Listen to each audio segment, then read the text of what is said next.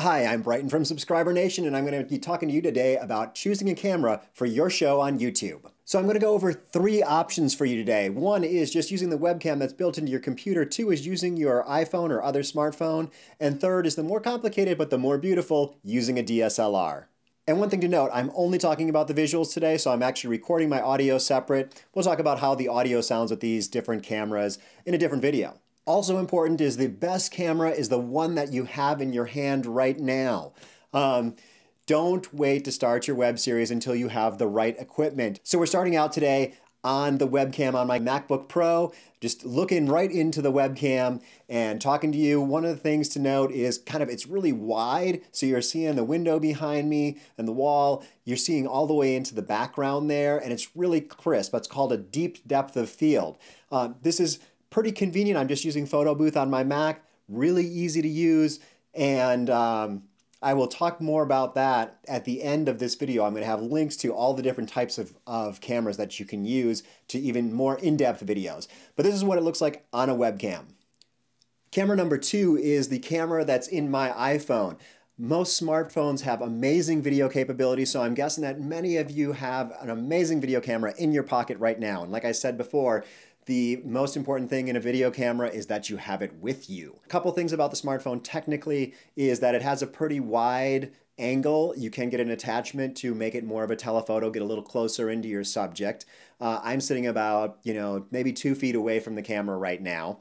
Also, it has a really deep depth of field, so everything is in focus, me and the background, and that, like I said, can be kind of distracting, especially if you have something going on back there. If there's words back there, people can read them. Now, I'm just using the camera app that came with my phone, but there's lots of apps. Filmic Pro is one of my favorites. You can also do your editing directly in your iPhone, except that's a little bit difficult. I'm going to share more details about the iPhone at the end of this video. There'll be links to additional videos. So this is what video looks like when it's shot on a DSLR. It really is beautiful. You can see behind me the background is out of focus, so you're not distracted. You're really focusing on me and specifically on my eyes. And also it's not that wide angle that you see a whole bunch of extra stuff in the background. It is more complicated though. It's more expensive. You don't have to have a DSLR to start, but if you're going to get serious with YouTube, most of the serious YouTubers are using something like a DSLR, but just start with whatever you have. The DSLR, like I said, it's more complicated. It has lots of settings. I'm going to go over those in another video. The footage comes out on something like an SD card or a CF card, and you put that in your computer, and you may or may not have to run it through something like Compressor to be able to put it in something like Final Cut Pro to then be able to upload it to YouTube. So there's a lot more steps.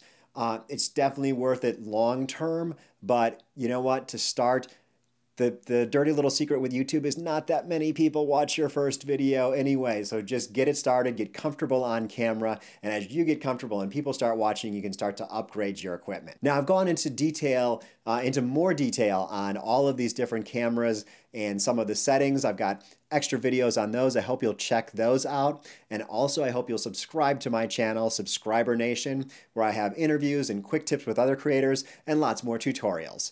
I hope to see you soon.